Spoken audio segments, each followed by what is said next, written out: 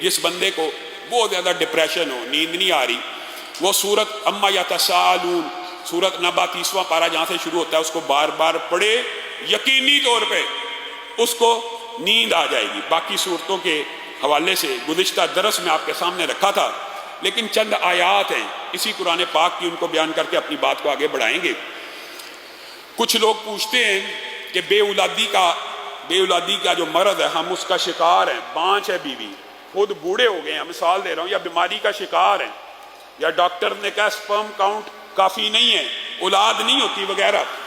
تو اس کے لیے ایک بہت مجرب وظیفہ ہے، ربی لا تذرنی فردا وانت خیر الوارثین، ربی لا تذرنی فردا وانت خیر الوارثین۔ یہ 313 مرتبہ 40 دن ہر نماز کے بعد پڑھ کے تجربہ کر لیجئے۔ اسی مرکز کے اندر اللہ کے فضل و کرم سے متعدد ایسے لوگ موجود ہیں کہ جن کے گھر اولاد نرینہ بیٹا نہیں تھا ہوتا، انہوں نے یہ وظیفے کیے ہیں، اللہ کے فضل و کرم سے آج اللہ تعالیٰ نے ان کی گودوں کو ہرا کر دیا ہے۔ اور یہ ضمنی طور پہ بات آئی، آپ سب ساتھیوں سے گزارش ہے، آپ نے آمین کہنا ہے۔ ہماری جو پرنسپل ہیں، ٹیچر ہیں خواتین کی، باجی اقصیٰ، آپ سب دعا کریں اللہ تعالیٰ ان کو بھی اولاد صالحہ نرینہ نصیب کرے، اللہ تعالیٰ ان کو اولاد صالحہ نرینہ نصیب کرے، اللہ تعالیٰ ان کو اولاد صالحہ نرینہ نصیب کرے۔ جو بندہ یہ وظیفہ پڑھتا ہے اللہ رب العزت ان کو اولاد صالحہ نرینہ ضرور نصیب کرتے ہیں۔ ہاں،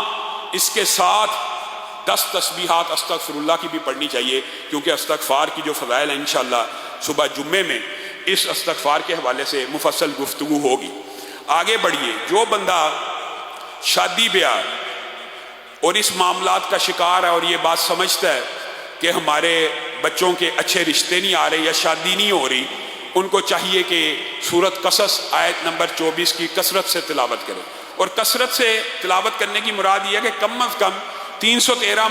باری پڑھ لیا کرے، ربی انی لما انزلت الی من خیر فقیر، ربی انی لما انزلت الی من خیر فقیر۔ اور جو بندہ دل کے اور سینے کے یا اس کے اندر کانفیڈنس کی کمی ہے، یا کلام گفتگو کرتا ہے کپ کپاتا ہے، یا کسی کے سامنے جانے سے ہچکچاتا ہے، یا یہ مرض بھی آج کل کے بچوں میں عام ہے۔ اکثر بچے تو بڑے بلنٹ ہوتے ہیں اور سامنے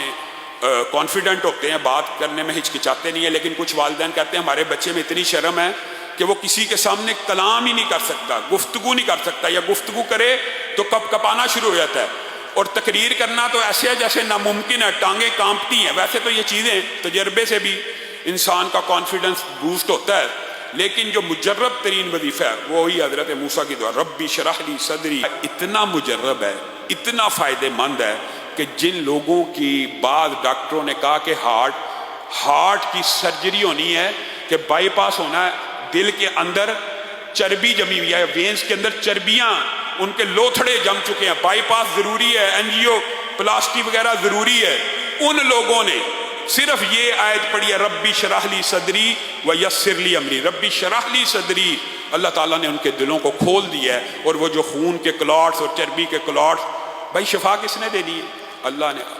شفا آتی ہی آسمان سے۔ ہاں، یہ جو دنیا کا علاج کروانا ہے یہ بھی سنت ہے، یہ بھی باعث اجر و ثواب بن جاتا ہے، کیونکہ رسول اللہ کی اجازت موجود ہے، لیکن آپ قرآن پاک سے بھی شفا حاصل کرنے کی کوشش کریں، ان آیات کو اپنی زندگی کا حصہ بنائیں، تو اللہ کے فضل و کرم سے آپ دیکھیں گے کہ ان کے نتائج حیرت انگیز ہیں۔ اور اگر میں صرف آپ کو تجربے اور مشاہدے کی باتیں بیان کرنا شروع کروں کہ اس آیت سے فلاں کا ہر آیت کے نتیجے میں یہ باتیں آپ کے سامنے وہ رکھ رہا ہوں کہ جو پریکٹیکلی جو مریض ان سے شفا پا چکے ہیں۔